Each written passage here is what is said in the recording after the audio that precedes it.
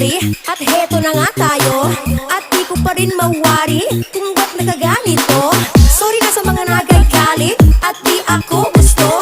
Gusto ko lang naman umawit at mapasaya kayo sa pamamagitan ng musika na nakapagbibigay ng tuwa at sigla. At kahit na paano